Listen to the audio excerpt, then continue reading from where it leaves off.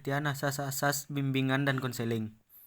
Asas bimbingan dan konseling adalah sebuah dasar atau prinsip yang harus dipegang dan dikuasai oleh seorang guru pembimbing dan konselor dalam menjalankan pelayanan bimbingan dan konseling. Asas-asas bimbingan dan konseling yaitu ketentuan yang harus diterapkan dalam hal layanan BK itu sendiri. Bagaimana asas-asas itu diikuti dan terselenggara dengan baik dapat diharapkan proses pelayanan mengarah pada pencapaian tujuan yang diharapkan. Baik, saya akan menyampaikan contoh dan penerapan asas-asas bimbingan dan konseling. Yang pertama, asas kerahasiaan. Asas ini merupakan asas yang memberikan panduan untuk merahasiakan data konseli atau orang yang berkonsultasi, yang mana data-data dari klien tidak boleh disebarluaskan, apalagi menjualnya untuk keuntungan pribadi. Sebagaimana yang kita tahu bahwa aktivitas bimbingan dan konseling terkadang menyampaikan hal yang sangat pribadi serta rahasia. Oleh sebab itu, seorang konselor wajib untuk menjaga dan merahasiakan data. Contoh asas kerahasiaan, ada seorang bernama Cika berkonsultasi kepada Rahmadini. Di sana Cika menceritakan data-data pribadi yang berhubungan dengan masalah yang dihadapi. Seperti si Cika menceritakan bahwa ia mempunyai kelainan di tubuh yang membuatnya tidak percaya diri. Jadi, Rahmadini sebagai konselor harus menjaga kerahasiaan data tersebut supaya tidak tersebar dan diketahui orang banyak. Apabila Rahmadini dengan sengaja menceritakan masalah tersebut akan berakibat pada terganggunya si Cika karena bisa jadi ia semakin malu dan tidak percaya diri. Yang kedua, ada asas kesukarelaan. Hal ini berkaitan dengan kesukarelaan atau kesukaan klien dalam mengikuti dan menjalani layanan yang dibutuhkan untuk dirinya. Selanjutnya, konselor wajib untuk membina dan juga mengembangkan kesukarelaan tersebut. Contoh asas kesukarelaan, seorang siswa selalu bolos pada mata pelajaran fisika biologi karena dirinya tidak suka dengan mata pelajaran tersebut. Sebagai konselor, harus punya tanggung jawab agar siswa tersebut menjadi suka dengan cara membina dan mengembangkannya, bukan dengan memaksa.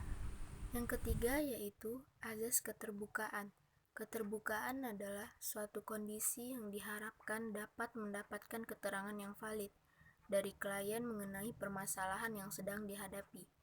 Azas ini bertujuan untuk mendapatkan data yang benar-benar lengkap dan akurat agar solusi permasalahan bisa dibuat dengan tepat juga. Keterbukaan di sini dapat dituju dari dua arah. Dari sisi konseli harus terbuka dan tidak berbohong. Sementara itu, keduanya juga harus sama bisa menerima saran dan masukan dari pihak luar. Contoh dari azas keterbukaan, jika ada klien yang mempunyai sifat tertutup dan sulit untuk menceritakan permasalahan yang dialami, maka konselor harus mengubah klien tersebut agar bisa terbuka mengenai dirinya. Yang keempat, azas kegiatan. Azas kegiatan merupakan azas yang menuntut agar klien atau peserta didik mengikuti kegiatan secara aktif yang sudah ditentukan oleh bimbingan konseling. Kegiatan tersebut berguna untuk mengikuti kemampuan klien agar lebih semakin baik lagi. Azas ini berdasarkan pola konseling multidimensional yang artinya dalam proses bimbingan dan konseling tidak hanya mengendalikan transaksi verbal, namun juga menerapkan kegiatan dari hasil bimbingan dan konseling tersebut. Azas kegiatan contohnya, bimbingan konseling harus membuat kegiatan semacam MOS atau masa orientasi sekolah agar peserta didik bisa mengenai lingkungan. Dalam kegiatan masa orientasi sekolah juga terdapat permainan teka-teki MOS yang bertujuan untuk membuat akrab antara semua orang. Baik, saya akan menjelaskan tentang azas kemandirian. Azas ini merupakan azas-azas bimbingan konseling yang berhubungan dengan siswa dengan tujuan untuk menjadikan klien menjadi individu yang mandiri serta menerima dan mengenal dirinya sendiri dengan baik.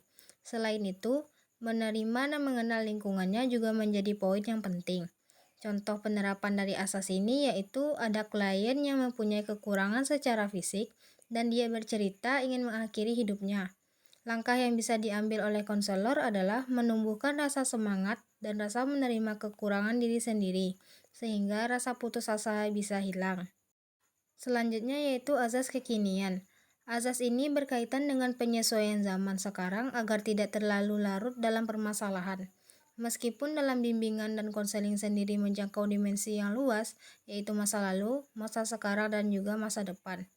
Contoh penerapan asas ini yaitu jika klien mempunyai permasalahan, sebaiknya konselor tidak memfokuskan pada permasalahan yang telah dihadapi, tetapi lebih kepada memantau perkembangan dari hari ke hari, baik secara fisik maupun batin.